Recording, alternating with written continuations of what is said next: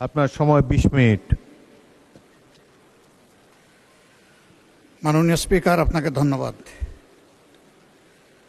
আমি আমার মূল বক্তব্যে যাওয়ার আগে একটু কৈফিয়ত না দিয়ে পারছি না।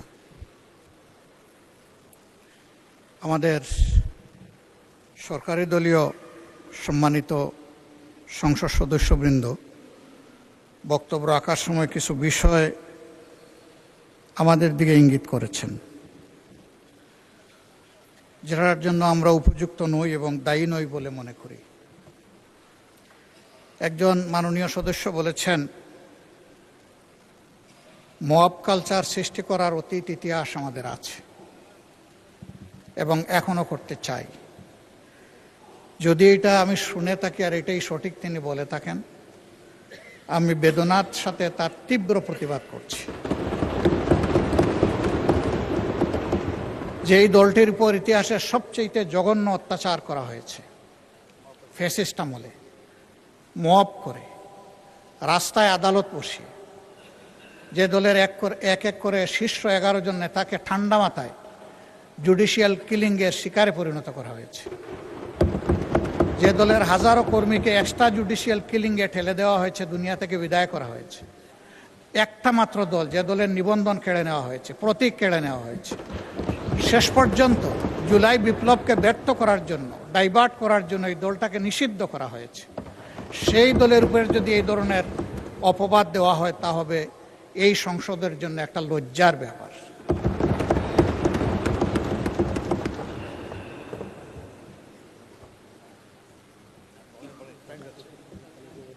মাননীয় স্পিকার, আমার 3 মিনিট চলে গেছে আপনার দিকে খেয়াল করতে। 3 সেকেন্ড, এটা আমি পাবো ইনশাল্লাহ। এখানে আগে বলেছিলেন একজন সংসদ সদস্য যে আমরা সংবিধান ছুঁড়ে ফেলার কথা বলেছি।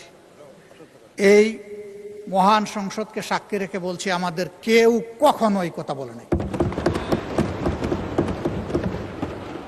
আমরা এই সংবিধানের পরিবর্তন চেয়েছি, যাতে একটি ন্যায়ভিত্তিক, ইনসাফ ভিত্তিক সমাজ কায়েম হয়, ফ্যাসিবাদ মুক্ত একটা দেশ আমরা পাই, সমাজ পাই, শাসন পাই।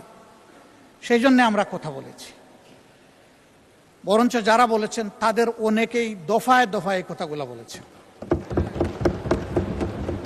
একজন সম্মানিত সদস্য আজকেও বলেছে, আমরা কিন্তু কখনো বলিনি আমরা সংবিধান বিরোধী নই। সংবিধানের ওই জায়গাগুলো আমরা চাই না যেই জায়গা গত 54 বছরে ফ্যাসিবাদের জন্ম দিয়েছে দফায় দফায়। ওই জায়গাগুলোর সংস্কার চাই আমরা। এরপরে বলা হচ্ছে আমরা জুলাই সনদের, মনে হচ্ছে যে আমরা মুখোমুখি হয়ে যাচ্ছি। জুলাই সনদ গণঅভ্যুত্থানের অংশ, হৃদয় কলিজার একটা অংশ। আমরা এটার বিরুদ্ধে যাব কেন? আমাদের বক্তব্য, আখতার হোসেন চমৎকারভাবে বলেছেন, আমাদের বক্তব্য হচ্ছে যে আমরা অর্ডার মানি, আমরা অভ্যুত্থানের বাস্তবতা মানি, আমরা গণভোট মানি, আমরা গণভোটের মাধ্যমে যে সংস্কার পরিষদ হওয়ার কথা তা মানি, আমরা প্রয়োজন ক্ষেত্রে সংবিধানের সংশোধন মানি, আমরা জুলাই সনদ সুন্দরভাবে বাস্তবায়নের বিষয়টা মানি। এই কোনো জায়গায় অমান্যের কোনো জায়গা আমাদের পক্ষ থেকে নেই। এখন যদি আমরা সবাই সব কিছু মানি, তাহলে যে মানার ভিত্তিতে আমরা 12 ফেব্রুয়ারির 2টো নির্বাচন করলাম, এর আগে তো আমরা কেউ বলি নাই যে আমরা সংসদ নির্বাচন মানি না অথবা আমরা গণভোট মানি না। এখানে যারা আজকে আমরা আছি এই সংসদের ভিতরে, মহান সংসদে, তারা সকলেই গণভোট এবং গণভোটের হার পক্ষে কথা বলেছি। এখন আজকে আমি পয়েন্ট অফ অর্ডারে দাঁড়িয়ে জানতে চেয়েছিলাম, যে সমস্ত অধ্যাদেশ এখানে আমাদের বৈধতা দেওয়ার জন্য, আইনগত রূপ দেওয়ার জন্য এসেছে, এ আলোচনা সেইটা কিনা। প্রথমে মাননীয় আইনমন্ত্রী বলেছিলেন না এটা সেইটা না, পরে বলেছেন না এটা এইটাই। এরপরে আমরা আসলে সামনে পর্যাপ্ত কোনো কাগজ পাইলাম না, আমরা কোনো মত দিতে পারলাম না। এখন যে ব্যাপারে আমরা কোনো কাগজপত্র পাইলাম না, মত দিতে পারলাম না, এই সিদ্ধান্তগুলোর হাসর কী হবে আমি বুঝতে পারছি না। আমরা তো পার্টিসিপেটই করতে পারলাম না।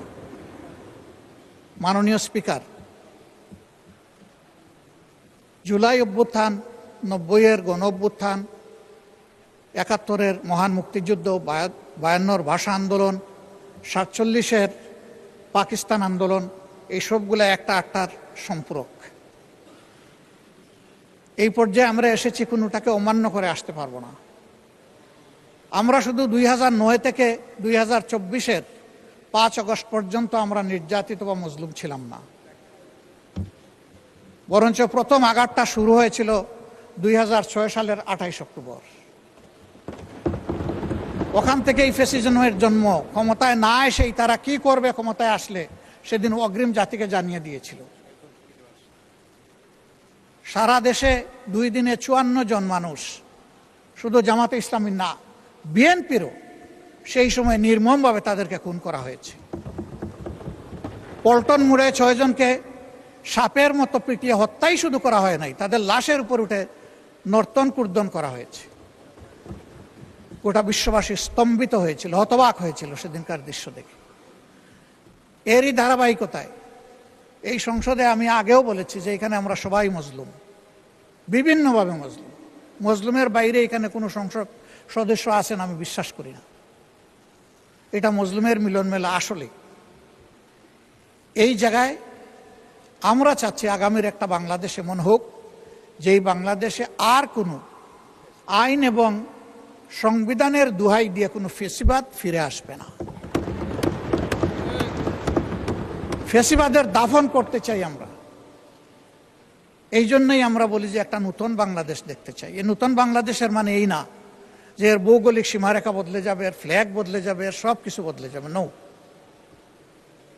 যে সমস্ত আইন, সংবিধানের যে সমস্ত সুযোগগুলা ফ্যাসিবাদের জন্ম দিয়েছিল, আমরা ওগুলা ফেলে দিয়ে নতুন বাংলাদেশ চাই। আমরা চাই একজন গ্রামের প্রান্তিক যারা আছে, তৃণমূলের মানুষ আছে, গরিব দুঃখী থেকে শুরু করে একেবারে রাষ্ট্রপতি ভবনে যিনি থাকবেন, তাদের কেউ কোনো বৈষম্যের শিকার হবে না। তারা সবাই সাম্যের ভিত্তিতে তাদের ন্যায্য পাওনাটা পাবেন নাগরিক হিসাবে। আবার কোনো পদ পদবি, দলীয় পরিচয়, ক্ষমতার গরম কোনো কিছুর বলেই কোনো অপরাধ করেও যেন কেউ পার না পায়, সেই বাংলাদেশটা আমরা চাই। এই বাংলাদেশ গঠনের জন্য ইন্টারিম গভর্নমেন্টের সময় 133টি অধ্যাদেশ জারি করা হয়েছে। এটা নিয়ে যে কমিটি হয়েছে তারা বিস্তারিত আলাপ আলোচনা করেছেন। আমরা আবারও দাবি করছি তার পূর্ণাঙ্গ রিপোর্ট আমাদের সামনে আসুক। আমরা সেই রিপোর্টটি দেখে এখন থেকে বাকি যে বিলগুলো আসবে আইন আকারে বৈধতা দেওয়ার জন্য আমরা আন্তরিকভাবে সেগুলোতে অংশগ্রহণ করতে চাই, এবং সরকারি দল বিরোধী দল মিলে আমরা আইনের একটা সুষ্ঠু কাঠামো গড়ে তুলতে চাই। আমরা এর বাইরে যেতে চাই না। এখানে আমাদের কোনো এইটা নিয়ে কোনো প্রতিদ্বন্দ্বিতা নাই, প্রতিযোগিতা নাই, বরঞ্চ এখানে সহযোগিতা থাকা দরকার। আমরা সেই সহযোগিতার মানসিকতা থেকেই প্রত্যেকটা আলোচনায় আমরা নিবিড়ভাবে, আন্তরিকভাবে, সজ্ঞানে আমরা অংশগ্রহণ করতে চাই। আমরা আশা করি আপনার মাধ্যমে এটা পাব। আমরা এই বাংলাদেশ অনেক দুঃখী মানুষের। মাননীয় আইনমন্ত্রী তিনি যথার্থই বলেছেন বিএনপির নেতাকর্মীদের বিরুদ্ধে, আমি মামলার সঠিক সংখ্যা বলতে পারবো না, তবে হিউজ মামলা দেওয়া হয়েছে, এই ব্যাপারে কোনো সন্দেহ নেই। আমি বলবো শুধু বিএনপি না, সেই সময় বিরোধী দলে যারাই ছিলেন, যতগুলা দল ছিল, সবাই কিন্তু নির্যাতিত হয়েছে। এবং আমাদের বিরুদ্ধেও হাওয়াই মামলা কম দেওয়া হয় নাই। নেত্রকোনায় একটা বাড়িতে বাপ বেটা বসে ভাত খাচ্ছিল, তাদেরকে ধরে এনে বলেছে রাষ্ট্রের বিরুদ্ধে ষড়যন্ত্রে লিপ্ত ছিল। সেডেশন মামলা তাদের বিরুদ্ধে দিয়েছে। এটা শুধু আমাদের বিরুদ্ধে না, এটা বিএনপির নেতাকর্মীদের বিরুদ্ধেও দেওয়া হয়েছে। এই আন্দোলন করতে গিয়ে আপনারা মাঝে মাঝে সরকারের হয়তো বা কিছু পারমিশন পেয়েছেন, সরকারি দল এখন যারা আছেন, আমাদেরকে তো কোনো পারমিশনই দিত না। জীবনের ঝুঁকি নিয়ে যা নিয়ে পেরেছি আমরা রাস্তায় নেমেছি। অন্যায়ের, অপকর্মের আমরা প্রতিবাদ করেছি, জুলুমের প্রতিবাদ করেছি। আমরা যখন এই ধরনের কোনো কর্মসূচিতে নামতাম, আমরা ধরে নিতাম যে আজকে আরো 2-4টা মামলা হবে, আজকে আরো কিছু লোক আমাদের চলে যাবে ওদের হাতে এবং তাদের উপর বর্বর আক্রমণ চালানো হবে। সেটা হয়েছে। আমি এই জন্য শুধু রাজনৈতিক দল না, আলেম ওলামা থেকে শুরু করে দেশের সিভিল সোসাইটি, সাংবাদিক, দেশি বিদেশি, প্রবাসী, যারাই আন্দোলনে অবদান রেখেছে, আমি মনে করি কোনো না কোনো ক্ষেত্রে তারাও নির্যাতিত হয়েছে। আমরা জানি এরকম একজন সাংবাদিকের কথা, তিনি আমেরিকায় থাকেন, করক সরোয়ার। তিনি সেই সময় সরকারের অপকর্মের দলিল তুলে ধরতেন, ঝাল মিটিয়ে তার বোনটাকে ধরে নিয়ে তার উপর অমানসিক নির্যাতন করেছে। আমার যদ্দূর তার নামটা মনে পড়ে, ডাক নাম ছিল রাখা। এরকম দেখা গেছে বিদেশে বসে তার ন্যায্য মত প্রকাশের অপরাধে দেশে থাকা তার আত্মীয় স্বজনের উপর তারা চরম জুলুম করেছে। আমি বলবো যে মুষ্টিমেয় একটি পরিবার, একটি গোষ্ঠী ছাড়া গোটা বাংলাদেশ সেদিন ছিল মজলুম। আর কারাগার 64 জেলায়, শুধু 64টা না, আর কাশেমপুরে আরো বাড়তি 4টা না, বরঞ্চ সারা বাংলাদেশটাই ছিল একটা কারাগার। কোনো সময় জেলের ভিতরে দীর্ঘ সময় থেকেছি, বছর 2 বছর। এখানে অনেক সংসদ সদস্যবৃন্দ আমরা একসাথে ছিলাম। সেই সময় দেশের বিষয় আশয় নিয়ে চিন্তা করতাম, নিজেদের সুখ দুঃখ ভাগাভাগি করতাম। ওই সময়টা আমাদের মাঝে কোনো বিরোধ ছিল না, কোনো ডিভিশন ছিল না, আমরা সবাই ছিলাম, আমাদের অবস্থান ছিল বাংলাদেশের পক্ষে, আমরা বাংলাদেশি। কিন্তু আশ্চর্য, এরপরের অধ্যায় দেখি এখন বদলে গেছে। আমরা এক একজনকে ঠেলে বিনা টিকিটে এক দেশ থেকে আরেক দেশে পাঠিয়ে দিই। টিকিট ছাড়া যাবে কেমনে? টিকিট নাই, ভিসা নাই, চলে যাও অমুক দেশে। আসলে এই ধরনের তৎপরতা আমি করলে ওইটা অন্যায়, অন্য কেউ করলে ওইটা অন্যায়। আমি এটা নিন্দা জানাই। এই সংস্কৃতি বন্ধ হওয়া উচিত। সবই যদি অন্য দেশের দালাল হয়ে যায়, তাহলে এই দেশের নাগরিক হবে কে? আসুন ওই পথ আর দুষাদিশি রাশারাশি ছেড়ে আমরা সবাই এই দেশের হই, জনগণ হই, দেশপ্রেমিক হই। আমি বিশ্বাস করি সকলের অন্তরে দেশপ্রেম আছে। এই অপচর্চাটা বন্ধ হওয়া উচিত। বাংলাদেশ প্রত্যাশার বাংলাদেশ, যুব সমাজের বাংলাদেশ, মা বোনদের জন্য, নারী সমাজের জন্য একটা নিরাপদ বাংলাদেশ, শিশুদের জন্য বেড়ে ওঠার নিরাপদ বাংলাদেশ আমরা গড়তে চাই। এই দেশটা যদি গড়তে হয়, তাহলে আমরা আবারও অনুরোধ করব, যে গণভোটটায় আমরা সবাই রাজি ছিলাম, হা বলতে আমরা সবাই মিলে এখানে ক্যাম্পেইন করেছি, আসুন কোনো বিতর্ক ছাড়া এই গণভোটটা আমরা মেনে নিই।